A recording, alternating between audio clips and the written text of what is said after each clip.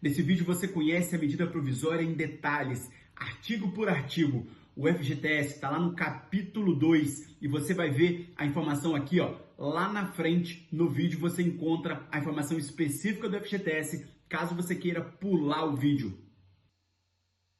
Meus amigos, para encerrar a semana do FGTS, eu trago uma coisa que talvez ninguém tenha trazido ainda nos muitos vídeos sobre o FGTS que a gente vê por aí. A gente precisa ler juntos e ver a medida provisória 946, que saiu no dia 7 de abril, para que você tenha tranquilidade em relação àquilo que está escrito na MP, para que você conheça a medida provisória, as leis que alteraram o FGTS e quais são as possibilidades que estão para nós agora nesse saque de 2020. Meu compromisso com você é te dar a melhor informação, nada melhor do que essa informação direto da fonte. Vamos lá? Medida provisória 946, de 7 de abril de 2020. Ementa. Extingue o fundo PIS/PASEP, instituído pela Lei Complementar 26, de 11 de setembro de 75. Transfere seu patrimônio para o Fundo de Garantia do Tempo de Serviço e dá outras providências. O Presidente da República, no uso das suas atribuições, que lhe confere o artigo 62 da Constituição, aquele mesmo artigo 62 que fala da medida provisória. Parágrafo 1º. Esta medida provisória dispõe sobre a extinção do Fundo PIS/PASEP instituído pela Lei Complementar 26, de 11 de setembro de 75, e a transferência de seu patrimônio para o Fundo de Garantia do Tempo de Serviço FGTS, regido pela Lei 8036, de 11 de março de 90. Os recursos do Fundo PIS/PASEP vêm para o FGTS. Parágrafo único. Fica preservado o patrimônio acumulado nas contas individuais dos participantes do Fundo PIS/PASEP, de que trata o artigo 239 da Constituição, nos termos do disposto nesta medida provisória. Então, quem tinha lá cotas do Fundo PIS/PASEP que não tem nada a ver com o abono salarial, meus amigos, tudo preservado. Da transferência patrimonial do Fundo PIS/PASEP para o FGTS. Artigo 2º. Fica extinto, em 31 de maio de 2020, o Fundo PIS/PASEP, cujos ativos e passivos ficam transferidos na mesma data ao FGTS. Quando eu estou subindo esse vídeo aqui para o YouTube, isso já aconteceu, esses recursos já foram transferidos, e se você for lá na parte da caixa que trata do PIS, do Fundo PIS/PASEP, já diz que esse Fundo PIS/PASEP virou FGTS. Parágrafo 1º. O agente operador FGTS cadastrará as contas vinculadas de titularidade dos participantes do Fundo PIS/PASEP necessárias ao recebimento e à individualização dos valores transferidos, devidamente marcadas com identificador de origem PIS ou PASEP, e definirá os padrões e os demais procedimentos operacionais para a transferência das informações cadastrais e financeiras. Parágrafo 2º. Os agentes financeiros do Fundo PIS/PASEP adotarão as providências necessárias para a elaboração das demonstrações contábeis e fechamento da prestação de contas do Fundo, a serem submetidas ao Conselho Diretor do Fundo PIS/PASEP, que ficará extinto após o envio da prestação de contas consolidada de encerramento aos órgãos de controle. Artigo 3º. As contas vinculadas individuais dos participantes do Fundo PIS/PASEP mantidas pelo FGTS após a transferência de que trata o artigo 2º. Inciso 1. Passam a ser remuneradas pelos mesmos critérios aplicados às contas vinculadas ao FGTS. Inciso 2. Poderão ser livremente movimentadas a qualquer tempo na forma prevista nos parágrafos 1º, 4º-A, 5º e 8º do artigo 4º da Lei Complementar 26 de 75 e nos parágrafos 25 e 26 do artigo 20 da Lei 8036 de 90, hipótese em que não serão aplicadas as demais disposições do artigo 20 e dos artigos 20A e do artigo 20D da 836 de 1990. Esses artigos foram alterados pela Lei do FGTS no ano de 2019. Parágrafo único. As solicitações de saque das contas vinculadas ao FGTS, realizadas pelo trabalhador ou por seus dependentes ou beneficiários, deferidas pelo agente operador do FGTS, que é a Caixa, nos termos do disposto na Lei 8036 de 90, serão consideradas aptas a permitir o saque também das contas vinculadas individuais de origem PIS ou PASEP, mantidas em nome do mesmo trabalhador. Artigo 4º. Os agentes financeiros do Fundo PIS/PASEP, diretamente ou por meio de suas subsidiárias, com o objetivo de ampliar a liquidez do FGTS, ficam autorizadas a: Inciso 1º. Adquirir até 31 de março de 2020, pelo valor contábil do balancete 30 de abril de 2020, os ativos do Fundo PIS/PASEP que estiverem sob sua gestão, inclusive de fundos de investimento, líquidos de quaisquer provisões e passivos diretamente relacionados aos ativos adquiridos. Inciso 2º. Substituir, conforme o caso, os recursos do Fundo PIS/PASEP aplicados em operações de: a linha A, empréstimo por recursos de outras fontes disponíveis que sejam remunerados pelos mesmos critérios estabelecidos pela Resolução 2655, de 5 de outubro de 99, do Conselho Monetário Nacional, asseguradas aos recursos alocados remuneração equivalente àquela que seria devida à fonte original.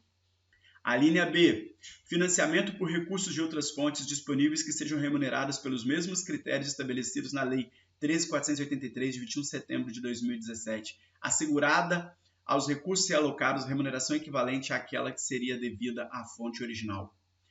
Parágrafo 1º. As operações a cargo do BNDES, contratadas com benefício de subvenção econômica sob modalidade de equalização de taxas de juros, lastreadas em recursos do Fundo PIS/PASEP, permanecerão com as mesmas condições de equalização originárias, mantidas as demais condições dos critérios contratados junto a terceiros.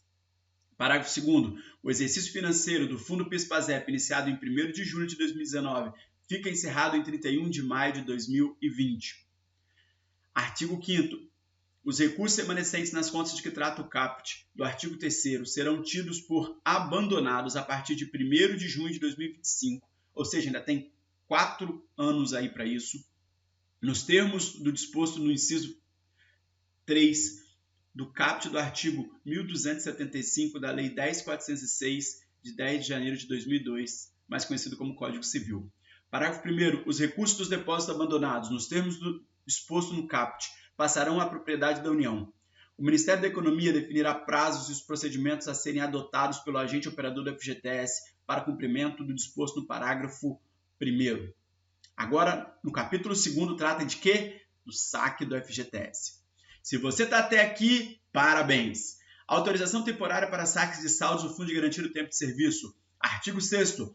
Fica disponível para fins do disposto no inciso 16 do caput do artigo 20 da Lei 8036 de 90 aos titulares de conta vinculada do FGTS a partir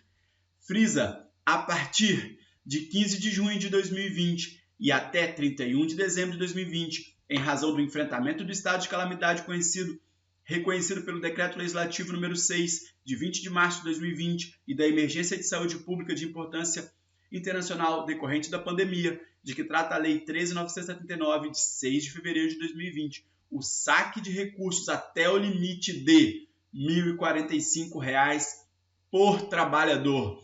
Então, é esse texto que ninguém te mostra. Primeiro, é a partir de 15 de junho. Pode ser que 15 de junho não tenha saque, só depois. E é R$ 1.045 por trabalhador, enquanto o Congresso Nacional não alterar a medida provisória. Parágrafo 1º.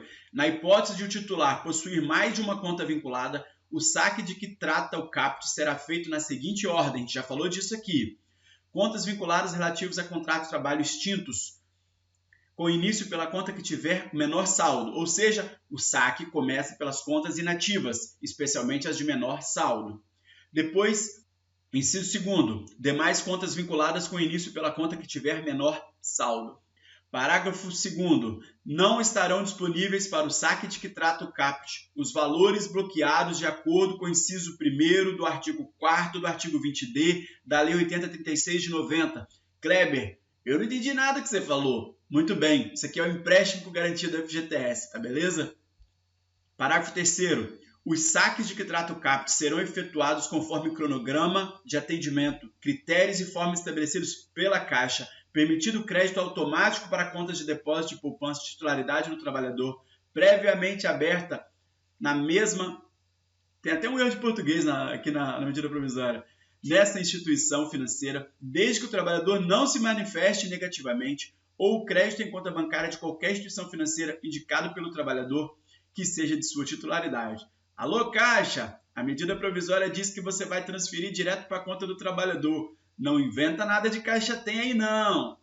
Parágrafo 4º. O trabalhador poderá, na hipótese do crédito automático de que trata o parágrafo 3º, até 30 de agosto de 2020, presta atenção, até 30 de agosto, pode solicitar o desfazimento do crédito conforme o procedimento a ser definido pela Caixa. Quando ela anunciar o calendário, ela vai dizer como que a pessoa faz isso, ok? A transferência para outra instituição financeira prevista no parágrafo 3º não poderá acarretar cobrança de tarifa para a instituição financeira, até porque isso já está previsto em lei, na lei do ano passado.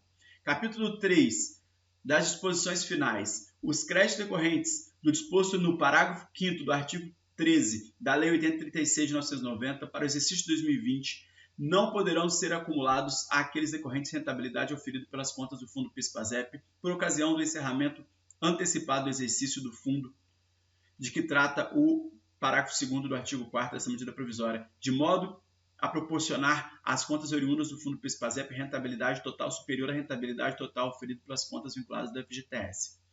Artigo 8º, o Ministério da Economia poderá editar normas complementares para dispor sobre as medidas e os prazos para efetivação das transferências das aquisições, da elaboração das demonstrações financeiras e dos demais procedimentos necessários ao cumprimento do disposto nesta medida provisória.